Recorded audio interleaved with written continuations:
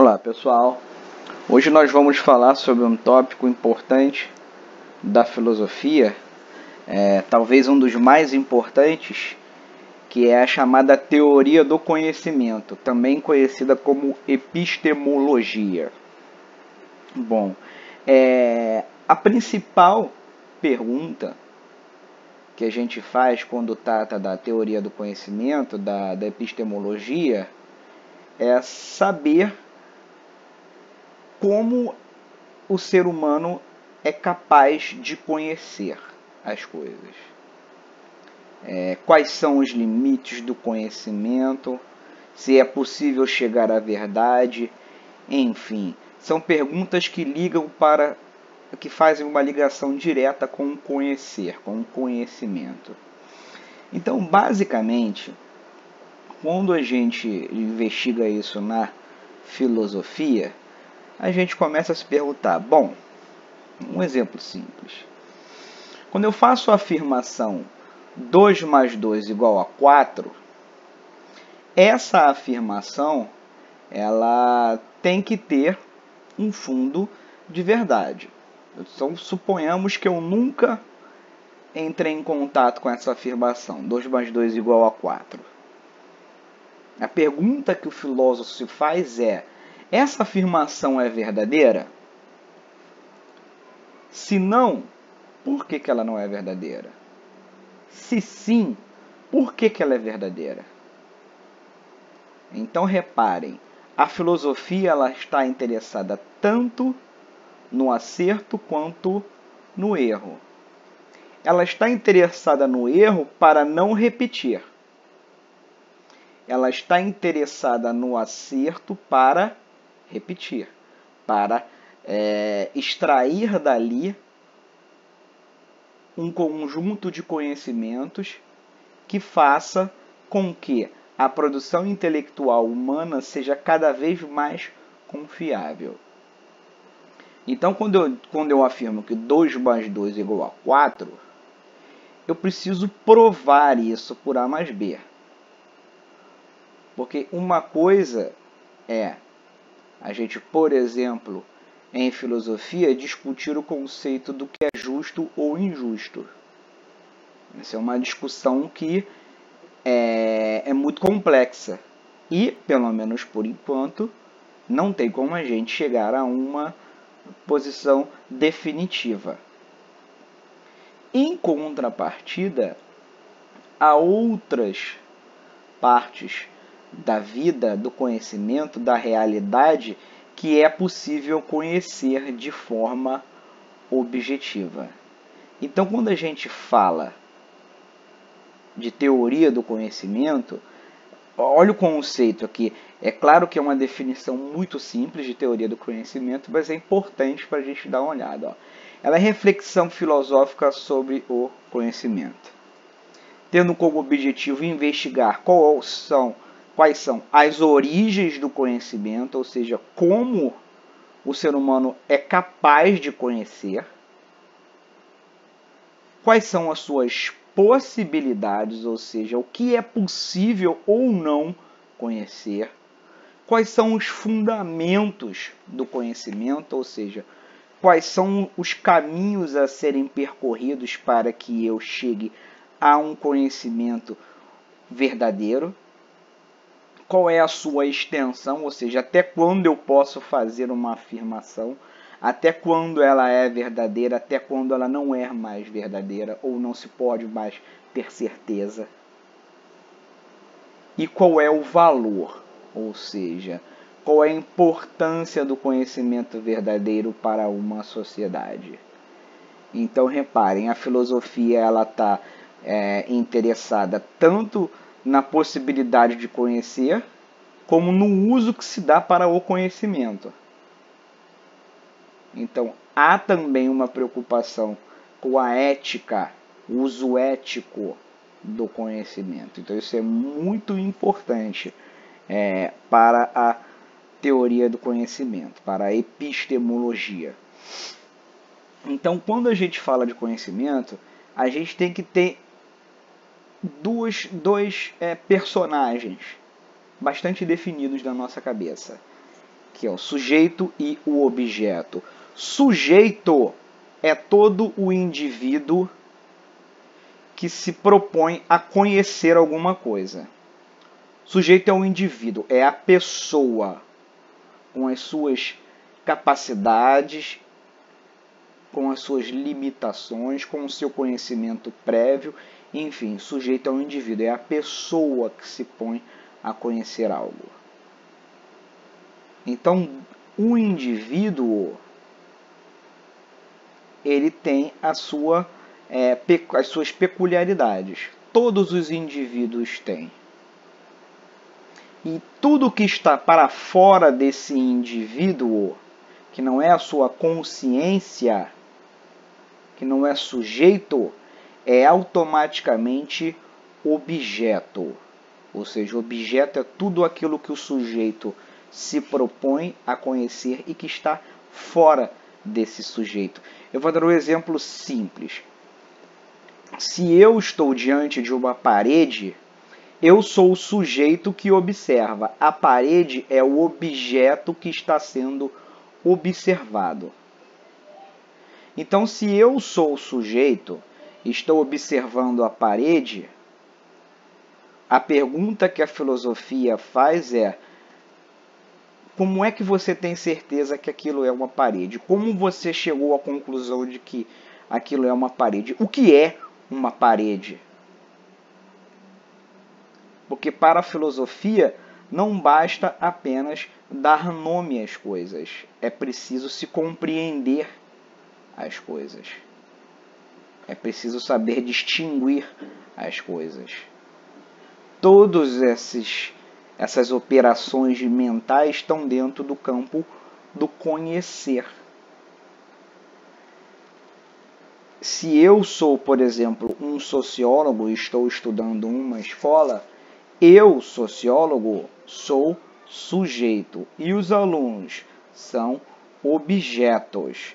Então, reparem, os indivíduos eles podem ser, ao mesmo tempo, sujeito e objeto. Isso é uma peculiaridade humana. Só o ser humano pode ser. Eu sou sujeito porque faço a pesquisa.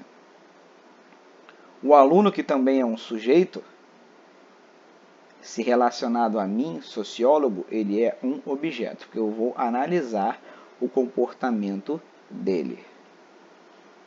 Então, é importante que vocês saibam a diferença entre sujeito e objeto. Sujeito é aquele que produz o conhecimento, é o indivíduo que produz o conhecimento. O objeto é tudo aquilo que se põe a ser conhecido. Para a teoria do conhecimento, é importante que as minhas afirmações elas sejam compreensíveis para todos os sujeitos. Quando eu digo 2 mais 2 igual a 4, essa afirmação tem que ser possível de ser comprovada por outros sujeitos. Reparem bem, você não precisa ter conhecimento da matemática, mas os matemáticos, a comunidade dos matemáticos precisa confirmar ou não aquela informação de que 2 mais 2 é igual a 4. Então, reparem, não é uma questão do indivíduo especificamente. Se ele, por exemplo, não é um químico, ele não vai entender o campo do conhecimento da química. Mas é importante que os outros químicos sejam capazes de compreender e de confirmar ou de negar uma determinada afirmação. Isso é importante. Esse é o conhecimento. O conhecimento ele é comum a vários indivíduos. O que não é comum a vários indivíduos torna-se uma opinião. Então, por exemplo, eu posso dizer que, na minha opinião, a cor verde é mais bonita do que a cor azul. E outra pessoa pode dizer que a cor azul é mais bonita que a cor verde. Esse tópico não é passível de discussão, porque eu não tenho como provar que o verde é mais bonito que o azul ou que o azul é mais bonito que o verde. É uma questão de opinião, é um gosto individual. Eu posso afirmar: gosto de praticar exercícios, mas prefiro a natação do que a corrida. Outra pessoa pode dizer: eu também gosto de praticar esportes, no entanto, eu prefiro a corrida do que a natação. Reparem, é uma questão de gosto, não tem como você discutir. Cientificamente, a gente pode discutir. Tal esporte ele queima mais calorias, ou trabalha com um número maior de músculos. Isso pode ser discutido. Agora, o fato de eu gostar mais de natação e outra pessoa gostar mais de corrida, não pode ser discutido, porque é uma questão de gosto, é individual. Tá bom? Então, posto isso, para a gente diferenciar o que é conhecimento do que é opinião. A opinião ela é individual, o conhecimento é comum a vários sujeitos. Tá bom? Então, quando a gente fala de conhecimento, nós estamos falando de uma relação pelo qual o sujeito, ou seja, o indivíduo, apreende, ou seja, compreende, conhece o objeto. E quais são as suas características. Dependendo da doutrina filosófica, dá-se nessa relação, ou seja, na relação entre sujeito e objeto, maior ou menor importância ao sujeito ou ao objeto. Ou seja, dá-se maior foco. O importante é o que o sujeito está afirmando. Outras vão dizer, não, o importante é quais são as características do objeto. A gente vai discutir isso com mais profundidade para frente. Bom, um conhecimento ele pode ser falso ou pode ser verdadeiro. Onde é que eu sei que um conhecimento é verdadeiro? Quando um sujeito apreende, ou seja, ele absorve aquele objeto, tendo nessa absorção uma fiel representação mental, ou seja, uma ideia que atingiu o conhecimento verdadeiro, ainda que de caráter parcial. Então, quando eu falo que um quadrado tem 4 lados iguais, isso quer dizer que o quadrado e a ideia que eu faço do quadrado, elas são correspondentes, elas são iguais. Eu posso não saber qual é o tamanho dos lados. São 3, 4, 5, 25 centímetros. Mas aquele conhecimento ele é verdadeiro. Por quê? Porque a ideia que eu faço de quadrado corresponde à realidade do quadrado. Quando isso não acontece, o conhecimento ele pode ser parcial ou falso. Vou dar um exemplo de falso. Quando eu olho para um objeto, para uma figura de 3 lados, se eu disser que aquilo é um quadrado, está errado. Porque a ideia de quadrado remete a uma figura com 4 lados. Uma figura de 3 lados, ela é um triângulo. Então, repare, não é a minha opinião. Todo mundo que conhece quadrado reconhece que o quadrado tem 4 lados. Todo mundo que conhece um triângulo reconhece que um triângulo tem 3 lados. Não é possível chegar a outra conclusão.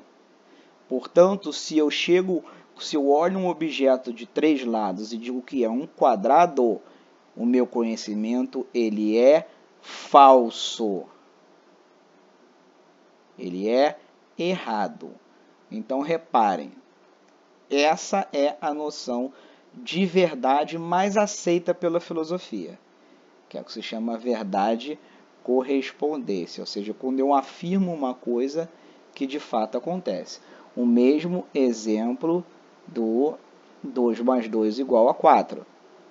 Então, eu tenho que comprovar, porque se eu disser 2 mais 2 igual a 5, o meu conhecimento é errado.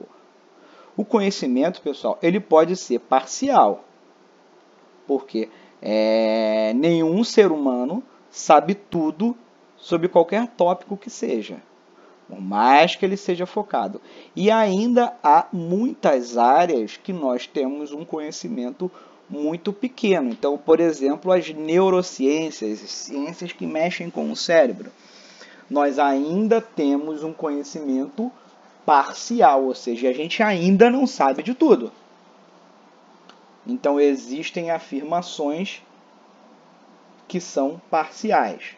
Então, por exemplo, no campo da história, a gente pode dizer, olha, os Homo sapiens aprenderam a dominar o fogo há mais ou menos 30 mil anos, 40 mil anos atrás. Reparem, é um conhecimento parcial, porque a gente não tem como ter, pelo menos por enquanto, certeza da data da descoberta do manejo do fogo pelo primeiro Homo sapiens. Então reparem, há uma diferença entre o conhecimento ser parcial, porque a gente ainda não sabe, do que um conhecimento que é falso. E há um conhecimento parcial porque a gente não conhece muito. Então, por exemplo, eu não tenho como afirmar quais são as ligações entre os elementos da tabela periódica, o que funciona, o que não funciona, porque eu tenho um conhecimento parcial, ou seja, pequeno de química. Então, reparem, o problema está em mim. Eu é que não sei o suficiente. O conhecimento está disponível para uma pessoa que estuda química, ela vai saber responder a essa questão, tá bom? Então, essas são as discussões iniciais para a gente falar sobre a teoria do conhecimento. Nos próximos vídeos a gente vai falar mais especificamente.